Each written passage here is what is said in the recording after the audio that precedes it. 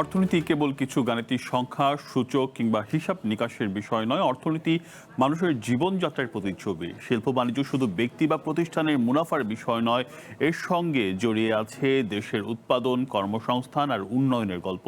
অর্থনীতির কঠিন আলাপকে সহজভাবে বিশ্লেষণ করতে চ্যানেল ওয়ানের নিয়মিত আয়োজন বাণিজ্য সংলাপ। আপনাদের সাথে আছি আমি রিয়াজ সাজান। শুরুতেই দেখে নিচ্ছি আজ যা থাকছে। পল্লী অবকাঠামো উন্নয়নে ৯ মাস মেয়াদী শরিয়া ভিত্তিক বন্ড সুকুক বাজারে আনছে বাংলাদেশ ব্যাংক। উৎপাদন সক্ষমতা পুরোপুরি কাজে লাগাতে জ্বালানি সংকট দূর করতে কাজ করছে সরকার। এসএমই দিবসে বাণিজ্যমন্ত্রী। ব্যাংকিং খাতে সংস্কার ও দেশে ব্যাংকের সংখ্যা কমানোর দাবি সরকারের দলের সংসদ সদস্যদের। এছাড়া থাকছে ব্যবসা বাণিজ্যের নানা বিশ্লেষণ। প্রথমবারের মতো শর্ট টার্ম সুকুক বন্ড বাজারে ছাড়েছে বাংলাদেশ ব্যাংক। ২৭৩ দিন বা ৯ মাস মেয়াদি এই সুকুকের মাধ্যমে বাজারে থেকে ৫,৫০০ কোটি টাকা তোলার লক্ষ্যমাত্রা নির্ধারণ করেছে সরকার। এর মাধ্যমে অগ্রাধিকার ভিত্তিতে গুরুত্বপূর্ণ পল্লী অবকাঠামো উন্নয়নে কাজ করবে সরকার। বাংলাদেশ ব্যাংক জানায়, চাহিদার কথা মাথায় রেখে সামনে আরও নতুন বন্ড ইস্যু করবে কেন্দ্রীয় ব্যাংক। বিস্তারিত মিনা ফেরদৌসের প্রতিবেদনে। সাধারণত প্রচলিত বন্ডে বিনিয়োগকারী সুদ বা ইন্টারেস্ট পান, কিন্তু ইসলামী শরিয়া ভিত্তিক বিনিয়োগপত্র বা সুকুকে বিনিয়োগকারীরা কোনো সম্পদ, প্রকল্প বা ব্যবসার মালিকানার অংশীদার হন এবং সেই সম্পদ থেকে অর্জিত আয় বা মুনাফা পান। ফলে দেশে ইসলামিক বন্ড বা সুকুকের চাহিদা দিন দিন বাড়ছে। চাহিদার কথা মাথায় রেখে রোববার প্রথমবারের মতো চালু হলো স্বল্পমেয়াদী ইসলামী শরিয়া ভিত্তিক বন্ড। ৯ মাস মেয়াদী এই সুকুকে ৫,৫০০ কোটি টাকা অভিহিত মূল্যের বিপরীতে ভাড়া বাবদ বিনিয়োগকারীদের মোট ৩৮৫ কোটি ৪ লাখ টাকা পরিশোধ করা হবে। ৫ বছরে দিয়েছি, ৭ বছরে দিয়েছি, এর মধ্যে ১০ বছরের একটা প্রোডাক্ট দিয়েছি এবং সর্বশেষ আমরা ৩ মাস, ৯ মাস, ১২ দিন বা ১ বছর বা ৩৬৫ দিন এরকম প্রোডাক্টগুলো দেওয়ার চেষ্টা করছি এবং সর্বশেষ যেটা আমরা ২৭৩ দিন বা ৯ মাসের একটা প্রোডাক্ট দিচ্ছি। বাংলাদেশ ব্যাংকের তথ্য অনুযায়ী ২০২০ সাল থেকে এখন পর্যন্ত মোট ১০টি সুকুক ইস্যু করা হয়। এর মাধ্যমে মোট ৫৩,৫০০ কোটি টাকা সংগ্রহ করেছে সরকার। আর শুধু চলতি অর্থ বছরেই সংগ্রহ হয়েছে ২৯,৫০০ কোটি টাকা।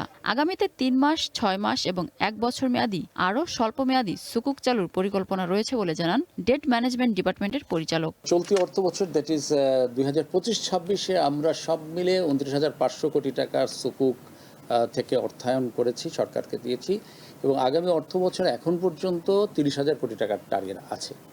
তো সেটা করতে হলে যে আমাদের যে প্রক্রিয়াগতভাবে যদি বলি লং টার্ম এবং শর্ট টার্ম দুটো অংশ যে আছে, কোনটা কতটুকু নেব সেই বিষয়টা এখনো চূড়ান্ত হয়নি।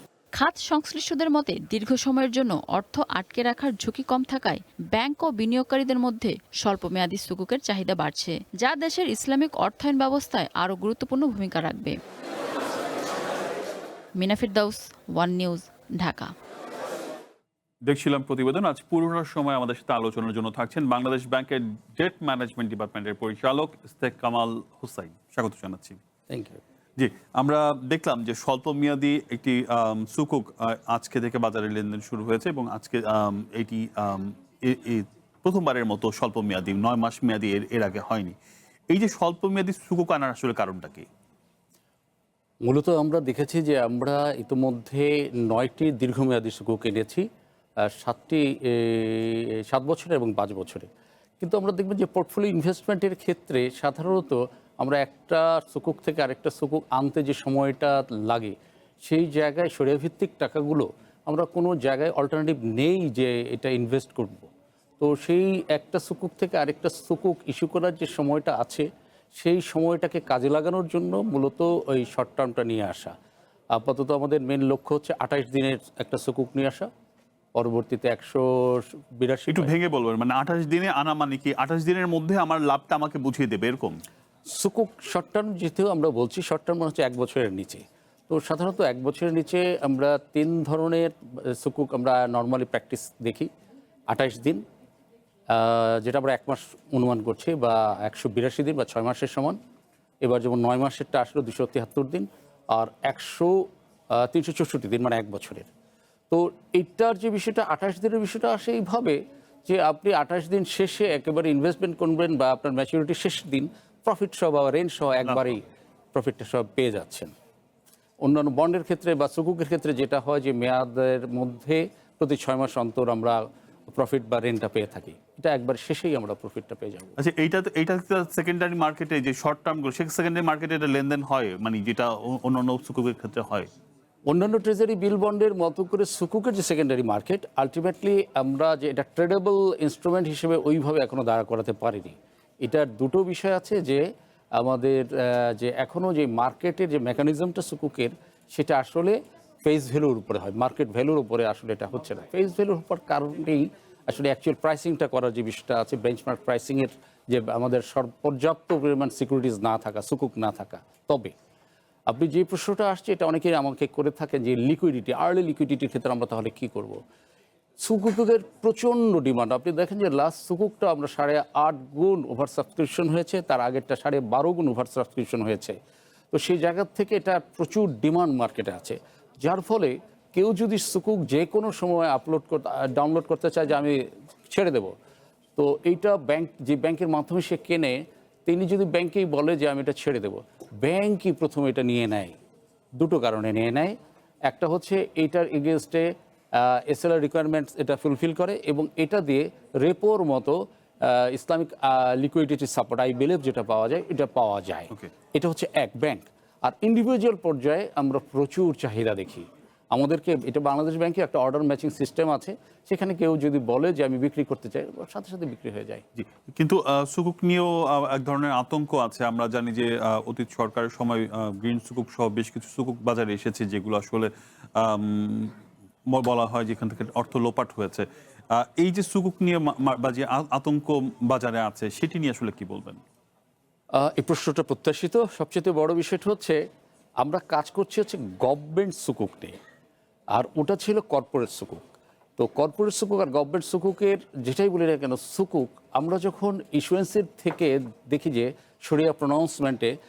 শরিয়া প্রনাউন্সমেন্টের ক্ষেত্রে এটা কতটুকু শরিয়ার সম্মত, আর এটা যখন বাজারজাত আমরা করব সেই সময়ে তার পেছনে আন্ডারলাইন অ্যাসেটটা যতটুকু আছে সেই ভিত্তিটার একটা জায়গা থাকে। তো আলটিমেটলি আমরা গত কয়েকটি সুকুক, প্রত্যেকটা সুকুকেই আমরা বলবো সেই প্যানিক বলি বা একটা ভয় বলি, সেটা কিন্তু গভর্নমেন্ট সুকুকের ক্ষেত্রে নেই বলেই আজকে 8.5 গুণ 12.5 গুণ ওভার সাবস্ক্রিপশন হচ্ছে। তো এই কনফিডেন্সটা মানুষকে আমরা দিতে পেরেছি। আর কর্পোরেট সেক্টরে নিশ্চয়ই আমাদের সেই জায়গায় কোনো গুড গভর্নেন্সের একটু অভাব ছিল বলেই সেই জিনিসটা ঘটেছে। যে আমরা যেটা দেখেছি যে আন্ডারলাইন অ্যাসেট সুকুক করতে হলে যে আন্ডারলাইন অ্যাসেটটা থাকতে হয়, সেই অ্যাসেটের ক্ষেত্রে হয়তো কোনো ঝামেলা ছিল। সেই জায়গা থেকে আমাদের যে দায়িত্ব পালন করা বা দায়িত্বরত যে অংশটা ছিল আর একটু সতর্ক হওয়া উচিত ছিল। যে মানে এই সুকুক কি আসলে সঞ্চয়পত্রের অল্টারনেট বা এরকম কিছু? সুকুক আসলে অল্টারনেট বলা যায় আবার যায় না। কেন? এটা যখন আমি ডেট ইনস্ট্রুমেন্ট বলি, সরকারের বাজেটারি ডেফিসিট কভার করার জন্য যখন আমরা চিন্তা করি, তখন এটাকে আমি বলতে পারি সঞ্চয়পত্র বা ট্রেজারি বিল বন্ডের একটা বিকল্প। কিন্তু পাশাপাশি আবার বলতে পারি যখন ইকোনমিতে রিবা বা সুদ যুক্ত জায়গায় কিছু আমার ইনভেস্টররা থাকতে চান না, তাদের জন্য কিন্তু বিকল্প না, তাদের মধ্যে একমাত্র অপরচুনিটি। আগামীতে আপনারা আরো শর্ট টার্ম সুকুক আনছেন, তাই তো? ডেফিনেট, এটা আমাদের ফার্স্ট এবং এটা দিয়েই আমাদের শুরু হচ্ছে এবং আগামীতে ধরেন এটা যেহেতু আমি একদম সরাসরি বলি, আমার আজকে 10টা সুকুক হলেও যেটা হচ্ছে এই ফাইন্যান্সিয়াল ইয়ারে আমরা 32,500 কোটি টাকার সুকুক ইস্যু করেছি এবং এর মধ্যে 5টা সুকুক এক বছরের মধ্যে করেছি। এর আগে 2020 সাল থেকে আমরা শুরু করেছি সুকুক। আর আমার দেশে ইসলামিক ব্যাংকিংটা শুরু হয়েছে 1983 সাল থেকে। তো 20 সাল থেকে 25-এর মধ্যে আমরা 5টা সুকুক করেছি 25,000 টাকা। এক ফাইন্যান্সিয়াল ইয়ারে আমরা 32,000 কোটি টাকা করেছি 5টা সুকুক। এটা তো শুরু হচ্ছে, আমরা তো এখন স্টার্টিং। আমরা মনে করি এটা শুরু এবং এরকম বাজারে আরো আসবে এবং যারা বিনিয়োগ করবে তারা এর থেকে একটা ভালো পরিমাণ লাভ আদায় করবে। আপনি আছেন আমাদের সাথে, আমরা একটা বিরতি নিচ্ছি। Thank you. দর্শক, চলছে বাণিজ্য সংগ্রাম, একটা বিরতি নিচ্ছি, সঙ্গেই থাকুন।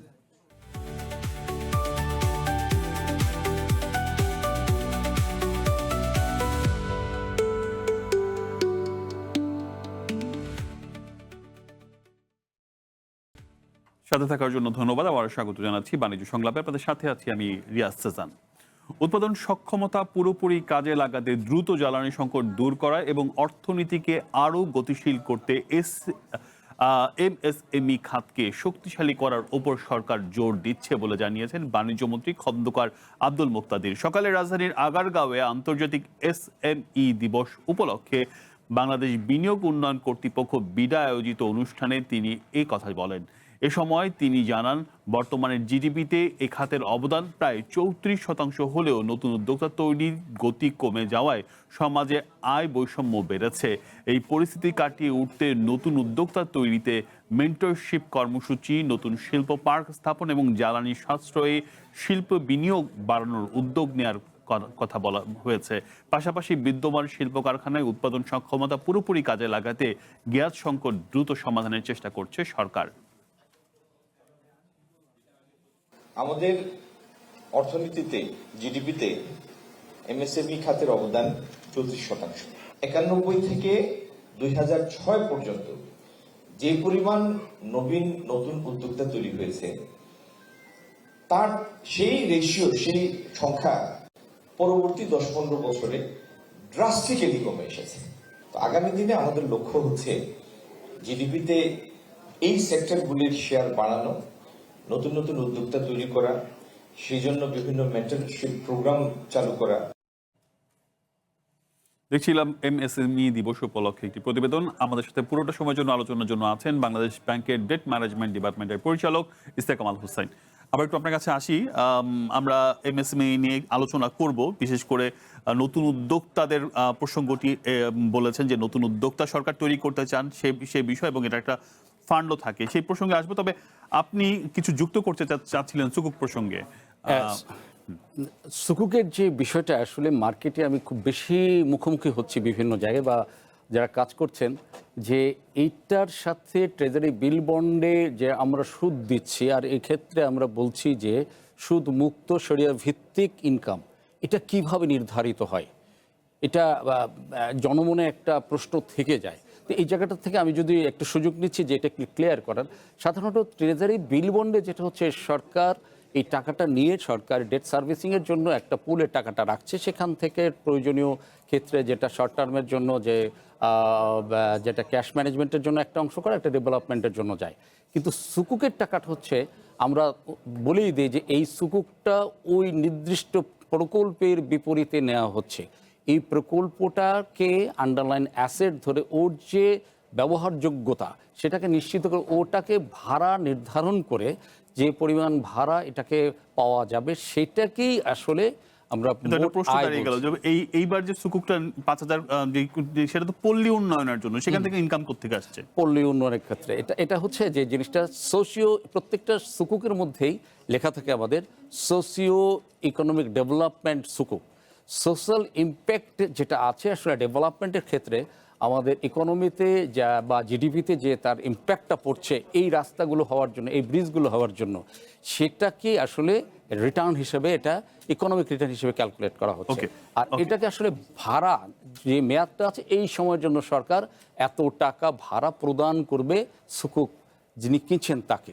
জি, আমরা একটু প্রসঙ্গ চেঞ্জ করি, আবার একটু এসএমইতে আসি, যে বাংলাদেশ সরকার চাচ্ছে যে নতুন উদ্যোক্তা আনার জন্য, কিন্তু নতুন উদ্যোক্তা কোনোভাবে ঋণ পায় না, এটাই স্বাভাবিক। এই যে এসএমই খাতটাকে নিয়ে আসলে কি বলবেন বাংলাদেশ ব্যাংকের দৃষ্টিকোণ থেকে?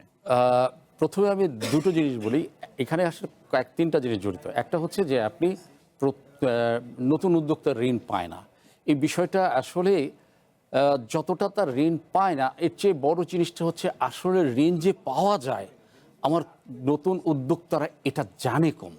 আমাদের এই জায়গা থেকে সবচেয়ে বেশি আমরা পিছিয়ে আছি, যে আমাদের যে বাংলাদেশ ব্যাংকের যে রিফাইন্যান্সিংগুলি প্রজেক্টগুলো আছে, রিফাইন্যান্সিংয়ের যে বিভিন্ন ইস্যুসগুলো আছে, এই জিনিসগুলো আসলে আমরা প্রকৃতপক্ষে যারা আলটিমেটলি ইনভেস্টর তাদের পর্যন্ত আমরা পৌঁছতে দিতে পারছি না। এই অ্যাওয়ারনেসের অংশটা আসলে পিছিয়ে আছে, এটা হলো এক। আর 2 নম্বর যেটা আছে যে বিভিন্ন স্টার্ট আপের ক্ষেত্রে বিভিন্ন আমাদের প্রজেক্ট লোন দেওয়া হচ্ছে, বিভিন্ন ইস্যুস কাজ করা হচ্ছে। আর আপনি জানেন যে মাননীয় প্রধানমন্ত্রী এই নির্বাচিত হওয়ার পরই বছরে 1 কোটি নতুন কর্মসংস্থানের কথা বলা হয়েছে। এই নতুন কর্মসংস্থানের যে ইস্যুসটা আছে, আমরা বাংলাদেশ ব্যাংক আমরা কাজ করছি, বিভিন্ন সরকারের বিভিন্ন অর্গান কাজ করছে, সেখান থেকে মূলত কিন্তু আমরা সবচেয়ে বেশি গুরুত্ব দিয়েছি এই এসএমই সেক্টরটাকে ফ্লারিশ করার জন্য, আরও কিছু ক্ষেত্রে যাতে করে নতুন নতুন কর্মসংস্থান আরও বৃদ্ধি পায়। এবং আয় বৈষম্যের কথা বলা হচ্ছিল এই ক্ষেত্রে, বিশেষ করে নতুনকে আমরা করতে পারছি না, বা কিছু উদ্যোক্তাদের উপর বেস করে এসএমই খাতে দাঁড়িয়ে আছে। এই জায়গা থেকে আর কি কি কর্মসূচি আছে আপনাদের? এসএমইর ক্ষেত্রে যে কর্মসূচিগুলো আছে, আপনি এটা কিন্তু একটা দুটো অংশ আছে। মূলত হচ্ছে আমাদের এসএমই ফাউন্ডেশন মূলত এটা সবচেয়ে অগ্রাধিকার ভিত্তিতে তারা এটা দায়িত্বশীল কাজ করছে। আর বাংলাদেশ ব্যাংকেও এসএমই ডিপার্টমেন্টের আন্ডারে আরও কয়েকটা ছোট ছোট প্রজেক্ট আমাদের কাজ করছে। যেমন আমরা দেখছি যে বিভিন্ন যে এসএমই সেক্টরের উন্নয়নের জন্য সার্বিকভাবে যে সেক্টরগুলো আমাদের প্রয়োজন প্রায়োরিটি বেসিসে আমরা, এবং সেখানে দেখেছি আমরা সফট লোন দিচ্ছি বা মানে যে রিফাইন্যান্স করছি, সেইগুলো আসলে, এবং ক্রমাগত এই ফাইন্যান্সিংয়ের পরিমাণ আমরা আরও বাড়াচ্ছি, যাতে করে এই জায়গা থেকে মানুষ যে পরিমাণ চাহিদা আছে, বিশেষ করে উইমেন এন্টারপ্রেনারশিপটার ক্ষেত্রে আমরা জোর দিচ্ছি, যেটা আসলেই অনেক আগের থেকে অনেক কার্যকর ভূমিকা পালন করবে। এবং সবচেয়ে বড় যে কাজটা আমরা করছি, যে আমাদের যে দ্রুততর সময়ে দ্রুততর সেবা প্রদানের প্রতিশ্রুতিটা, এটাকে আরও অধিকতর গুরুত্বের সাথে আরেকটু স্পিড আপ করার জন্য চেষ্টা করছি। জি, সেক্ষেত্রে আপনাদের এই চেষ্টাগুলো নিশ্চয়ই কাজে লাগবে। আমরা আজকে এমএসএমই দিবসে দেখলাম যে জ্বালানি সংকট নিয়েও আলোচনা করছিলেন আমাদের বাণিজ্য মন্ত্রী। সেই প্রসঙ্গে আসলে একটু যদি এই প্রসঙ্গক্রমে বলি, আসলে এতদিন যে সংকটটা আমরা দেখছিলাম, সেই সংকটের জায়গা থেকে আসলে এই কোনো অগ্রগতি হয়েছে কিনা আপনার কাছে মনে হয় জ্বালানির ক্ষেত্রে? আমরা আমাদের পক্ষ থেকে, বাংলাদেশ ব্যাংকের পক্ষ থেকে আমরা যা দেখি, আমাদের যে বিপিসির পেমেন্টগুলো হয় বা অন্যান্য জায়গা থেকে যে জায়গায় হয়, সংকটের জায়গা থেকে তো আমি দেখি যে আগের তুলনায় যে সংকটটাকে আমরা সংকট বলতাম, এখন তো আমরা কোনো জায়গাতেই সেরকম পাইপলাইন বা চ্যানেল লাইন বা কোথাও কোনো সংকট দেখছি না। সার্বিকভাবে সেই জায়গা থেকে, যেখান থেকে, এবং আলটিমেটলি আপনি জানেন যে ইরান ক্রাইসিসের যে একটা ইস্যুস আছে, তার থেকেও ডলার ক্রুড অয়েলের দাম আগে থেকে কমে এসছে। সেখান থেকে এটা আসলে বোঝাই যায় যে একটা লেভেলে আগের থেকে আমরা বেটার পজিশনে যাচ্ছি। অবশ্যই। আপনি আছেন, আরেকটা বিরতি নিয়ে আসছি একটু আপনার কাছে। দর্শক, চলছে বাণিজ্য সংলাপ, একটা বিরতি নিচ্ছি, সঙ্গেই থাকুন।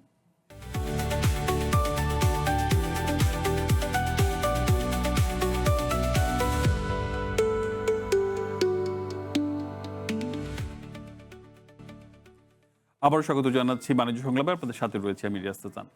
জাতীয় সংসদে বাজেটের ওপর আলোচনার অর্থনীতি, স্বাস্থ্য খাত, আইন শৃঙ্খলা ও রাজনৈতিক বাস্তবতা নিয়ে সরব ছিলেন সরকার ও বিরোধী দলের সদস্যরা।